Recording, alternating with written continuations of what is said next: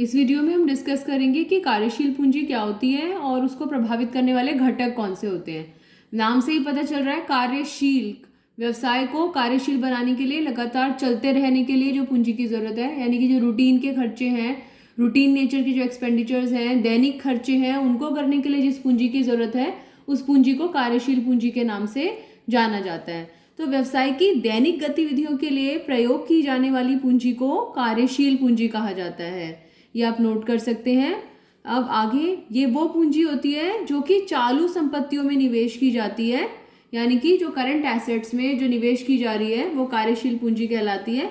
अब कुछ चालू संपत्तियों के एग्जाम्पल्स हम यहाँ पर लिख सकते हैं, जैसे कि आपने बैलेंस शीट भी देखी होगी, पार्टनरशिप में बैलेंस शीट देखी है। आगे एनालिसिस ऑफ फाइनेंशियल स्टेटमेंट्स वाले चैप्टर में अकाउंटेंसी में बैलेंस शीट देखेंगे, तो वो कुछ एग्जांपल्स हम देख सकते हैं। करंट एसेट्स के क्या क्या एग्जांपल हैं? Cash in hand, debtors, cash at bank, stock, bill receivables, prepaid expenses and there is a long list. एक लंबी लिस्ट है, ये तो कुछ एक एग्जांपल है जो हम याद रख सकते हैं। तो दोबारा से एक बार डिस्कस करेंगे क्या होती है कार्यशील पूंजी। व्यवसाय की वह पूंजी जो कि दैनिक गतिविधियों में रोजमर्रा की जरूरतों को पूरा करने के लिए जो पैसा निवेश किया जा रहा है वो कार्यशील पूंजी। इसे हम करंट एसेट्स में इन्वेस्ट करते हैं और इसके कुछ examples: cash in hand, cash at bank, bill receivables, debtors, stock, prepaid expenses. इसे नोट कर लीजिए। फिर हम आगे कार्यशील पूंजी को प्रभावित करने वाले घटकों को डिस्कस करेंगे। अब बात करते हैं कार्यशील पूंजी को प्रभावित करने वाले घटकों की। एग्जाम में बहुत बार ये क्वेश्चन आता है। 12 घटक हैं, there are 12 components that affect the working capital requirement of a business. Paper में ऐसा कोई सवाल नहीं आता जिसमें आपसे 12 के 12 फैक्टर्स पूछ लिए जाएंगे, लेकिन हाँ, इस तरीके से जरूर आता है कि किसी फैक्टर का नाम लेकर आपसे पूछा जाए कि ये व्यवसाय की कार्यशील पूंजी को कैसे प्रभावित करता है। ओके, सबसे पहला हम लेंगे व्यवसाय की प्रकृति। बिल्कुल वही एक्सप्लेनेशन है जो कि हमने स्थायी पूंजी की आवश्यकता में सीखा था। 2 तरह के व्यवसाय हो सकते हैं। व्यवसाय की प्रकृति में हम हमेशा याद रखेंगे, चाहे हम स्थायी पूंजी की आवश्यकता पढ़ रहे हों, चाहे हम कार्यशील पूंजी की आवश्यकता पढ़ रहे हों, हमारा एक्सप्लेनेशन सेम है।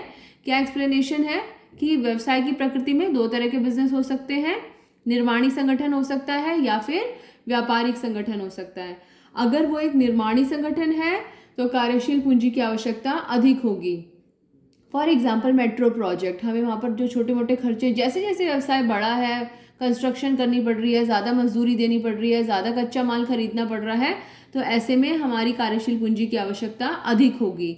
अगर एक व्यापारिक संगठन है जो केवल किसी से खरीदता है माल को, किसी को बेचता है, तो वो कम स्थायी पूंजी और कम कार्यशील पूंजी, यानी कि उसको दोनों ही तरह की पूंजी की आवश्यकता कम होती है। तो ये पॉइंट स्थायी पूंजी का हो चाहे कार्यशील पूंजी का हो, हमारा एग्जाम्पल, हमारा एक्सप्लेनेशन और एग्जाम्पल नहीं बदलेगा। नंबर 2, उत्पादन का पैमाना। इसको हम याद रखने के लिए व्यवसाय की प्रकृति और व्यवसाय का आकार करके भी याद रख लेते हैं। ज़्यादा प्रोडक्शन कर रहे हैं, कम प्रोडक्शन कर रहे हैं। डेफिनेटली ज़्यादा प्रोडक्शन करोगे, ज़्यादा कच्चा माल खरीदोगे, ज़्यादा सैलरी पे करोगे। तो अगर आप बड़े पैमाने पर उत्पादन कर रहे हो, ज़्यादा प्रोडक्शन कर रहे हो, तो ज़्यादा कार्यशील पूंजी की आवश्यकता है। अगर आप कम प्रोडक्शन कर रहे हैं, कम उत्पादन कर रहे हैं, तो ऐसे में हमें कम कार्यशील पूंजी की आवश्यकता होती है। तो बड़े पैमाने पर उत्पादन कर रहे हैं तो ज़्यादा कार्यशील पूंजी की आवश्यकता, छोटे पैमाने पर उत्पादन कर रहे हैं तो कम कार्यशील पूंजी की आवश्यकता। तीसरा पॉइंट, व्यवसाय का चक्र, बिजनेस साइकिल।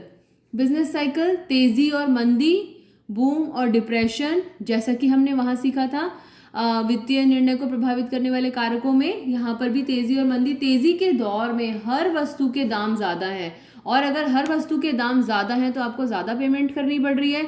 ज़्यादा पेमेंट करनी पड़ रही है तो ऐसे में कार्यशील पूंजी की आवश्यकता अधिक होगी।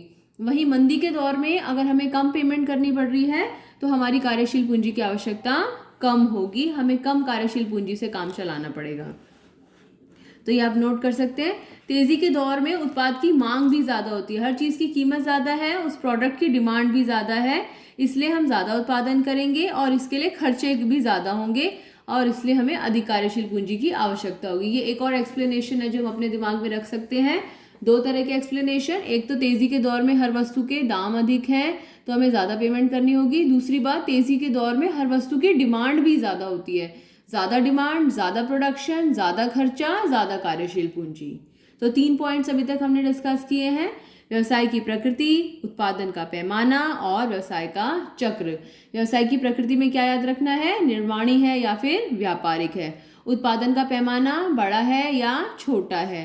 व्यवसाय चक्र तेजी है या फिर मंदी है। इसे नोट कर लीजिए। Fourth point. चौथा पॉइंट है हमारा मौसमी कारक। मौसमी, मौसमी नहीं है ये खाने वाली, मौसमी है, मौसम। किसी मौसम में उस वस्तु की डिमांड ज़्यादा है, किसी मौसम में उस वस्तु की डिमांड कम है। हमने यहाँ पर एक एग्जाम्पल लिया है आइसक्रीम।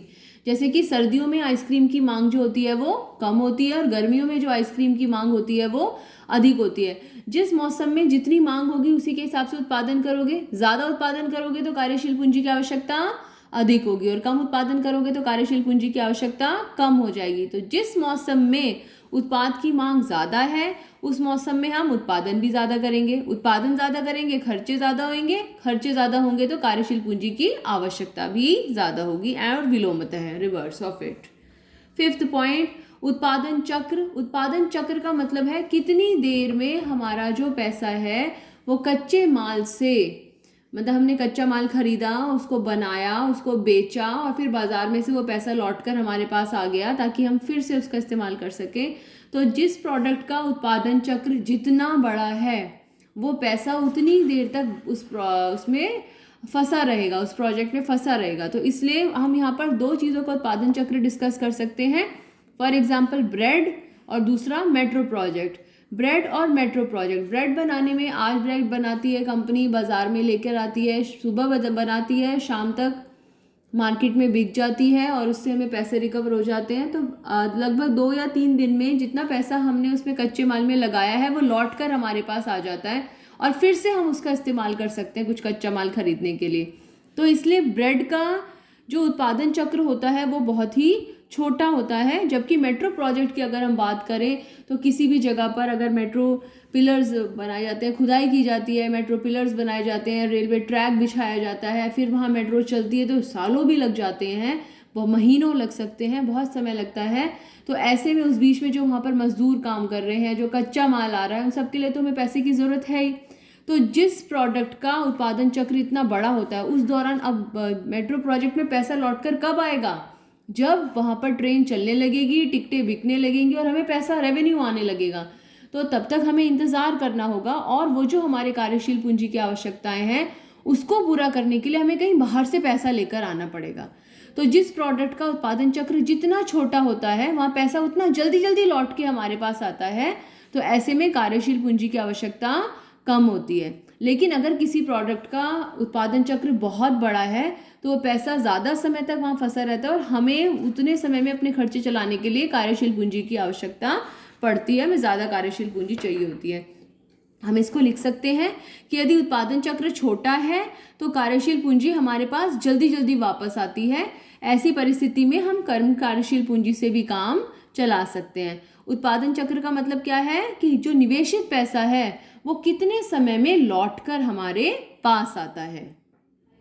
उत्पादन चक्र की एक और परिभाषा हम अपने दिमाग में रख सकते हैं कि कच्चे माल की प्राप्ति तथा उस माल को पक्के माल में परिवर्तित करने तक के समय के में जो गैप होता है, जो अंतराल होता है, उसको हम उत्पादन चक्र के नाम से जानते हैं। तो अभी हमने 5 पॉइंट्स डिस्कस करे हैं। अगली वीडियो में हम 6ठा पॉइंट डिस्कस करेंगे, उधार विक्रय की सुविधा।